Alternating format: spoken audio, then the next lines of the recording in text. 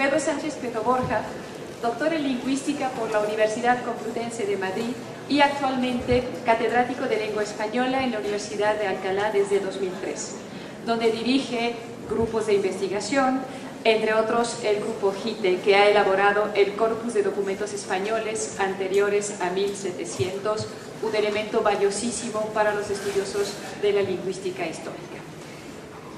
Aparte de dirigir y participar en numerosísimos proyectos de investigación, el doctor Sánchez Prieto Borja es autor de una obra fundamental para los amantes de la ectótica, que se llama Cómo editar los textos medievales, una obra que, si bien no soluciona todo, por lo menos levanta todas las dudas necesarias para que los filólogos se planteen la problemática de la edición de textos medievales desde el punto de vista de la constitutio de la edición y desde los problemas de las grafías hasta el uso de todos los diacríticos que utilizamos en ediciones. Y además ha editado con Bautista Horcajada Diezma los libros de Salomón en la General Historia, publicado por Gredos, y la primera y tercera parte de la General Historia en la publicación íntegra en 10 volúmenes de la obra en la Biblioteca Castro en 2009. Y coordina también la serie Textos para la Historia del Español en la Universidad de Alcalá, del que ya se publicaron 4 volúmenes. Para no demorarnos más, cedo la palabra al doctor Sánchez Prieto Borja, quien nos va a leer su texto titulado El Códice a la luz de una filología integral, el caso de la tercera parte de la General Historia. Adelante. Pues buenos días, muchísimas gracias, Lauret, por tu amabilidad ya proverbial. Desde hace tiempo nos conocemos y realmente estoy feliz. ¿Se me oye? ¿Ahora? ¿Sí? Digo que estoy realmente feliz de estar aquí en esta prestigiosa universidad y ya tenía yo curiosidad por venir aquí para ver esta carpa de la que me hablaba Lauret en los mensajes, y yo no me atrevía a preguntar qué era porque lo asociaba con algo así como las bodas campestres o algo militar, y digo, a ver si en México va a ser otra cosa, y voy a meter la pata. Y el sistema de tarjetitas para las preguntas también me ha encantado. Bueno, ya un poco más en serio, pero solo un poco, si ustedes me lo permiten, voy a empezar con una declaración interesada por mi parte, y es que la crítica textual ha contribuido, como ninguna otra disciplina, a situar en un nivel científico las humanidades.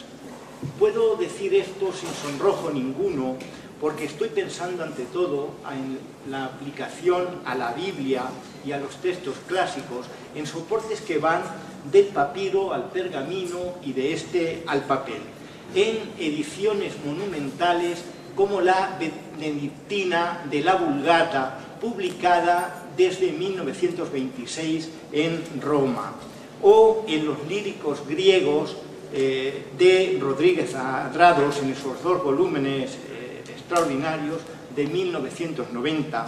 Y claro, en otros ámbitos podríamos añadir fácilmente los viejos manuscritos cordobeses que contienen la poesía de Ben Guzmán, publicada por García Gómez en 1972, y visto lo presentado en este congreso ayer, los códices mesoamericanos, que tienen, claro, otras exigencias para sus editores.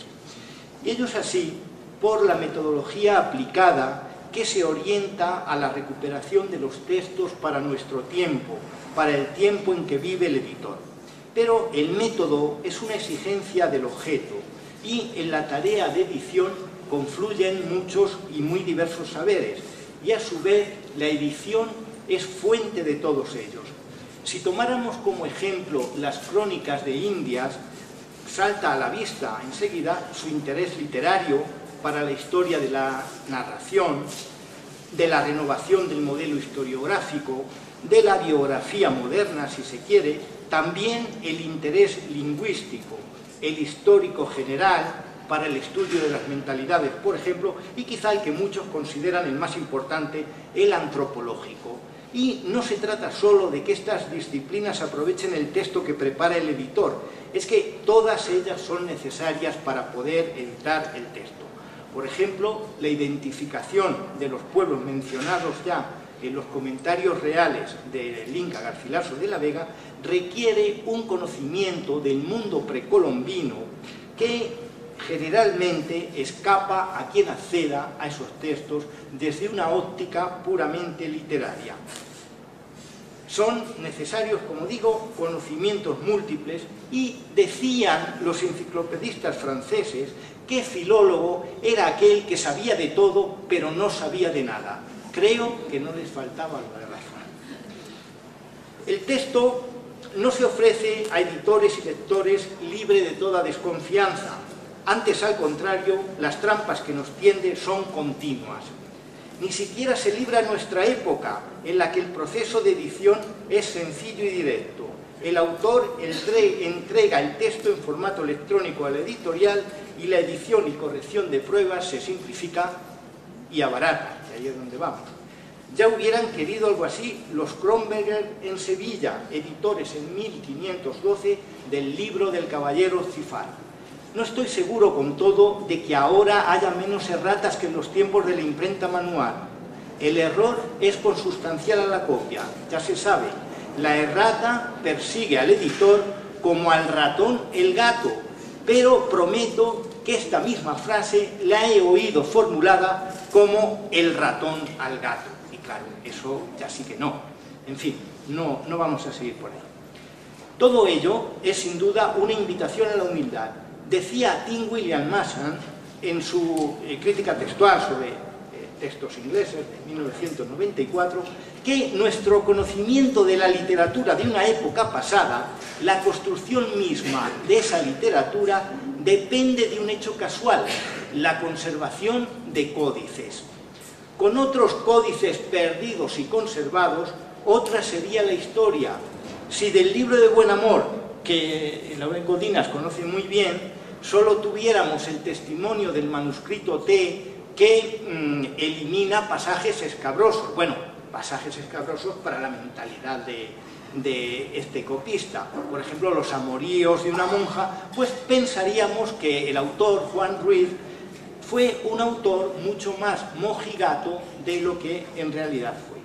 El texto, al menos el de otras épocas, no se nos ofrece a los editores sino bajo los modos que les son genuinos, agazapado detrás de las hojas de pergamino viejo manchado de humedad, o todavía ignoto, pues a lo mejor no hemos encontrado el manuscrito que siempre quisimos tener delante de los ojos y que está como esperándonos.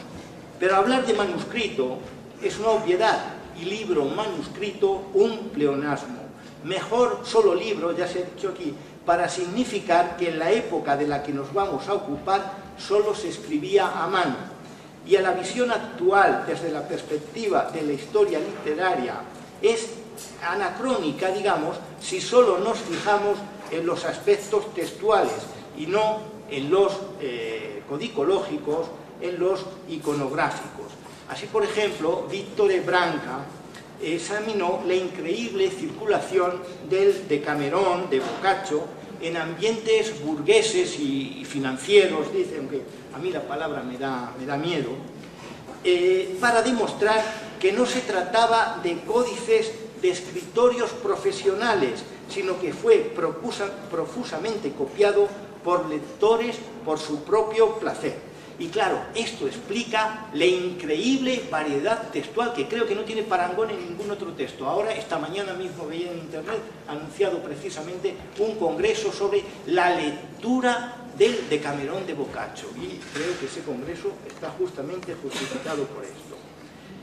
Al mismo tiempo, se difundió en esos ambientes un Boccaccio visualizado, digamos, ricamente ilustrado por artistas de mayor o menor categoría, también por aficionados. Y sin este acceso, que trasciende lo textual, no se puede entender qué significó la obra para la historia de la literatura italiana.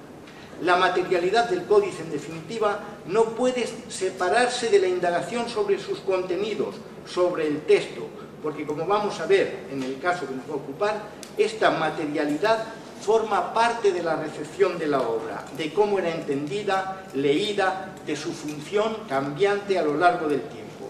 En el libro, en suma, conviven las dimensiones intelectual, artística, artesanal y, por supuesto, social y económica. Una de las propuestas más innovadoras para conectar los aspectos materiales con el contenido textual es la de la collatio externa de Germán Orduna en la revista Incipit en 1982. Orduna viene a demostrar que la crónica de Alfonso XI y la de Pedro I formaban una unidad textual en su origen, a pesar de haber sido separadas en códices distintos con adición de nuevos materiales para convertirlas, digamos, a los ojos de los lectores en dos crónicas diferentes. Porque unidad codicológica no es lo mismo que unidad textual, y Orduna mismo señaló que tal vez bajo uno de los manuscritos del libro de Buenamor, el manuscrito ese, no haya una obra única, sino por un lado un libro del arcipreste, es decir, esta autobiografía literaria, entendámonos, y al mismo tiempo un cancionero, con la inclusión de temas religiosos y de temas profanos. Y se han unido en la copia el lapidario de Alfonso X, contenido en un manuscrito de la biblioteca del Escorial, vamos a ver luego alguna imagen, en realidad acoge 4 libros de las piedras y se elaboró el códice mismo a lo largo seguramente de 20 años. Y quizá el ejemplo más significativo sea el de la Biblia. Estamos acostumbrados a leerla como un texto. Sin embargo, yo digo, cuando hablo de estos asuntos a mis alumnos, cuando me dejan, pues les digo que en realidad la Biblia hay que verla como una biblioteca elaborada a lo largo de 10 siglos y con una revisión importante en diferente época de los mismos textos, en una historia cíclica, textual, inagotable, y que luego tiene continuidad larga en su transmisión. Lo que voy a defender aquí es que solo la visión integral sobre el códice, el manuscrito, el texto, contra la idea de especialización a la que nos abocan irremediablemente los estudios parciales, ayuda a entender el sentido mismo de la obra y a plantear de una manera, no sé si decir satisfactoria, eso es exagerado seguramente, pero por lo menos ponderada y coherente la edición de los textos antiguos. Y solo esta visión integral, que planteo como un objetivo, como un desideratum, digamos, no que ni yo ni creo que nadie lo haya cumplido plenamente, permite hacer partícipes a los lectores de los resultados de ese esfuerzo de comprensión, buscando, como digo, hacer nuestras las obras antiguas, buscando acercarlas a los lectores.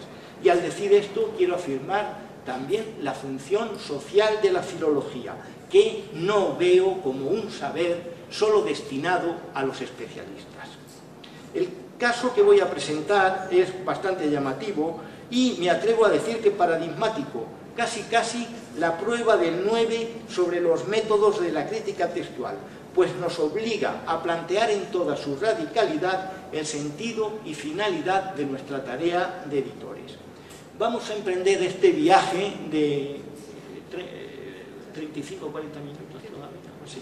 Bueno, al siglo XIII hispánico, siglo que, a decir de un autor, historiador de la ciencia alemán, Bebel, del siglo XIX, es la época de oro de la ciencia española, en la que encontramos la figura de Alfonso X, figura controvertida, rey de Castilla y de León, que dibujaré solo con pinceladas gruesas que nos sirvan para entender que solo un rey singular en un tiempo especial pudo patrocinar, promover y aún dirigir una obra única. Alfonso X, de estirpe